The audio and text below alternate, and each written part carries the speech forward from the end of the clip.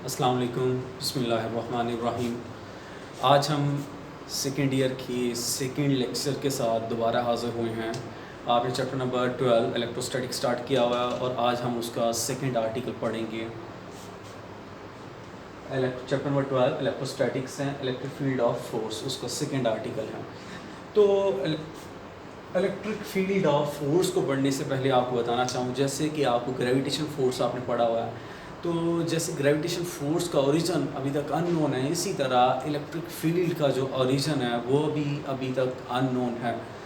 तो origin of electric field वो unknown है और उन फोर्सेस को हमने नाम दे दिया हुआ फोर्सेस ऑफ नेचर। जो आपने सेकेंड ईयर में चैप्टर नंबर 21 में उन फोर्सेस के बारे में पढ़ेंगे, किस तरह भी इन फोर्सेस को रिड्यूस किया गया और किसने किया, ये आप 10th क्लास में भी पढ़ के आए, लेकिन वो ज़्यादा डिटेल से आपने नहीं था पढ़ा। लेकिन आप चैप्टर नंबर 21 सेकेंड ईयर में जाके उसको डिटेल से पढ़ेंगे। तो लास्ट सेकेंड ईयर में आप सेकेंड ईयर के स्टूडेंट हैं तो लास्ट चैप्टर है आपका 21, वहाँ आप पढ़ेंगे उसको। तो transmission of electric force is described by Michael Faraday. तो इलेक्ट्रिक फोर्सेस के बारे में कंसेप्ट जो आपको दिए वो किसने दिए? कि माइकल फैराडे ने दिए कि ये किस तरह इलेक्ट्रिक फोर्स होती क्या है, ये किस तरह एक फोर्स दूसरी फोर्स के ऊपर, एक चार्ज दूसरे चार्ज के ऊपर फोर्स लगाता है और किस डायरेक्शन में होती है, वो कैसे लगाता है। तो ये सब चीज़ें बताई थी माइकल फैराडे साइंटिस्ट ने। और आगे जाके आप इसके लॉज भी पढ़ेंगे चैप्टर नंबर 15 में, law Michael Faraday's laws of Michael electrostatics और इनके बारे इलेक्ट्रोमैग्नेटिक के बारे में इसके लॉज भी हैं, वो भी आप पढ़ेंगे। तो सबसे पहले चलते हैं इलेक्ट्रिक फोर्स की, इलेक्ट्रिक फील्ड की डेफिनेशन के ऊपर। इलेक्ट्रिक फील्ड क्या है? इलेक्ट्रिक फील्ड एक बेसिकली एक रीजन होती है या स्पेस होती है जहाँ एक चार्ज दूसरे चार्ज के ऊपर फोर्स लगाता है, और इस रीजन और स्पेस को हम कह देते हैं इलेक्ट्रिक फील्ड। द स्पेस और रीजन अराउंड द चार्ज, जो चार्ज के इर्द गिर्द आपकी स्पेस होती है, वहाँ क्या होते हैं? एक चार्ज दूसरे चार्ज के ऊपर फोर्स लगाता है। द रीजन और space around the charge in which it exert electric force on other charge is called electric field. उसको आप इलेक्ट्रिक फील्ड कहते हैं। How a charge interact with another charge, एक चार्ज दूसरे चार्ज के साथ इंटरेक्ट कैसे करता है, इंटरेक्शन कैसे होता है उसका। तो सबसे पहले तो आपको एक होता है आपका जो इलेक्ट्रिक फील्ड जनरेट करता है अपने इर्द गिर्द, और दूसरा होता है टेस्ट चार्ज, जिसको आप उस चार्ज के करीब लेके आते हैं और देखते हैं कि क्या इसके ऊपर फोर्स लगती है या नहीं, वो आपका टेस्ट चार्ज हो जाता है। तो बेसिकली फर्स्ट स्टेप क्या होता है, ये how a charge interact with another charge. तो ये बेसिकली 2 स्टेप प्रोसेस होता है। वो क्या है? फर्स्ट स्टेप क्या है? A charge Q produce a field, एक चार्ज होगा जिसके इर्द गिर्द आपका फील्ड प्रोड्यूस होगा। फिर आप क्या करेंगे, उसके करीब टेस्ट चार्ज लेके आएंगे और देखेंगे क्या उसके ऊपर फोर्स लगती है। तो देखें, a field interact with charge q naught, ये क्यू नॉट बेसिकली आपका टेस्ट चार्ज है to produce a force on q naught. तो यहाँ हम चलते हैं, ये था आपका इलेक्ट्रिक फोर्सेस के बारे में। अब हम पढ़ेंगे इलेक्ट्रिक इंटेंसिटी के बारे। नेक्स्ट आर्टिकल आपका इलेक्ट्रिक इंटेंसिटी। जो इलेक्ट्रिक इंटेंसिटी क्या है या इलेक्ट्रिक फील्ड स्ट्रेंथ क्या है, ये आपको दोनों तरह से पूछा जा सकता है, डिफाइन इलेक्ट्रिक इंटेंसिटी और इलेक्ट्रिक फील्ड स्ट्रेंथ। तो बेसिकली इलेक्ट्रिक फील्ड स्ट्रेंथ और इलेक्ट्रिक इंटेंसिटी ये एक ही बात है आपकी। तो इलेक्ट्रिक फील्ड इंटेंसिटी या आप इलेक्ट्रिक इंटेंसिटी सिंपल, ये क्या है? इलेक्ट्रिक फील्ड स्ट्रेंथ और electric intensity at any point is defined as the force on a unit positive charge which experience by a unit positive charge. ये वो force है जो आपकी किसी भी unit positive charge q naught के ऊपर लगती है, उसको आप कह देते हैं। और ये इन दोनों के दरमियान एक रेशियो है। तो आप इस तरह डिफाइन कर सकते हैं, इलेक्ट्रिक फील्ड स्ट्रेंथ और electric field intensity at any point is defined as force experience per unit charge. कि आपकी फोर्स ऊपर होगी, मैथमेटिकली आप इसको ऐसे लिख सकते हैं, it is a ratio of force पर unit charge is known as electric field intensity और electric field strength।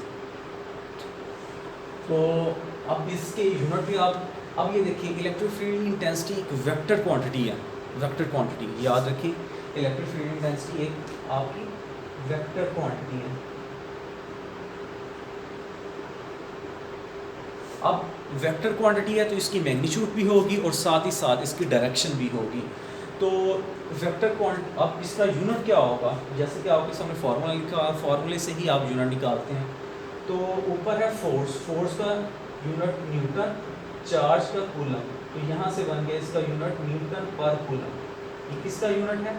Electric intensity का। इलेक्ट्रिक इंटेंसिटी और इलेक्ट्रिक फील्ड स्ट्रेंथ का यूनिट आ गया न्यूटन पर कूलम। अब डायरेक्शन क्या होगी? Direction of electric field intensity, electric field intensity की डायरेक्शन क्या होगी? तो जैसा कि आपको बता चुका हूँ कि ये एक वेक्टर क्वांटिटी है तो इसकी मैग्नीट्यूड भी होती है और डायरेक्शन भी होती है। तो इलेक्ट्रिक फील्ड इंटेंसिटी की डायरेक्शन क्या होगी, ये हमें कैसे पता चलेगा? तो याद रखें, इलेक्ट्रिक फील्ड इंटेंसिटी की डायरेक्शन वही होगी जो आपकी इलेक्ट्रिक फोर्स की होगी। जिस डायरेक्शन में आपकी इलेक्ट्रिक फोर्स अप्लाई हो रही होगी उसी डायरेक्शन में आपका इलेक्ट्रिक फील्ड इंटेंसिटी की डायरेक्शन भी हो जाएगी। जैसा कि ये देखिए, ये एक आपका चार्ज है Q जो इलेक्ट्रिक फील्ड प्रोड्यूस कर रहा है अपने इर्द गिर्द।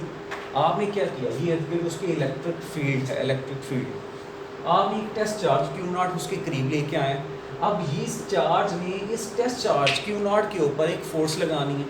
तो ये फोर्स जब लगाएगा तो ये किस डायरेक्शन में जाएगा? अब ये देखें, इलेक्ट्रिक फोर्स की, इलेक्ट्रिक फील्ड की डायरेक्शन ऐसे आउटवर्ड है।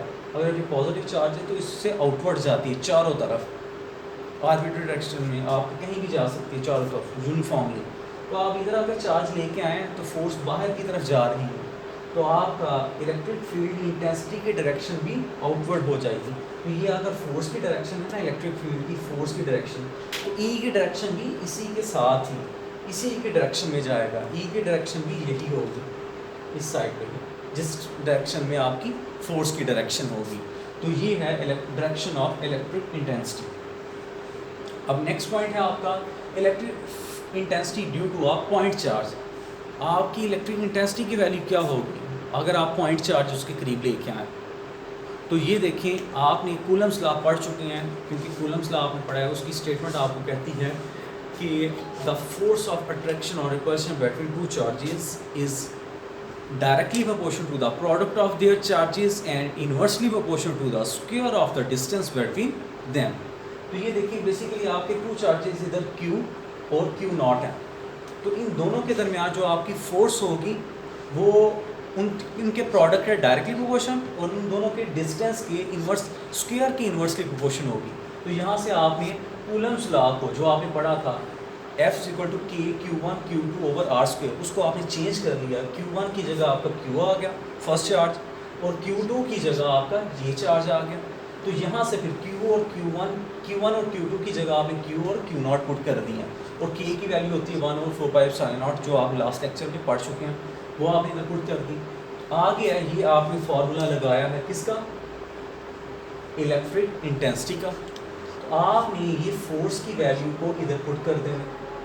जब आपने फोर्स की वैल्यू आसान हो गई, तो यहाँ आपने फोर्स की जो वैल्यू कॉलम्स लॉ के अकॉर्डिंगली आपके पास आई, वो आपने इलेक्ट्रिक इंटेंसिटी के फार्मूले में पुट कर देनी है। इधर फोर्स का एक्सप्रेशन इधर, तो ये देखिए, ये जो एक्सप्रेशन 1/4πε0 Q0/R², ये आपने यहाँ पुट कर दिया, और ये 1/Q0 है उसको आपने साइड पे कर दिया। अब ये देखिए, ये Q0 इस Q0 से कैंसिल हो जाएगा, तो आपके पास रिलेशन रह जाएगा 1/4πε0 Q/R²। तो ये आ गई, ये आपके पास आ गई है मैग्नीट्यूड। और आपको पता है कि इलेक्ट्रिक इंटेंसिटी जो है वो एक वेक्टर क्वांटिटी है। तो वेक्टर क्वांटिटी है तो वेक्टर फॉर्म में उसको रिप्रेजेंट करना ज़रूरी है। तो इन वेक्टर फॉर्म वो कैसे हो जाएगा?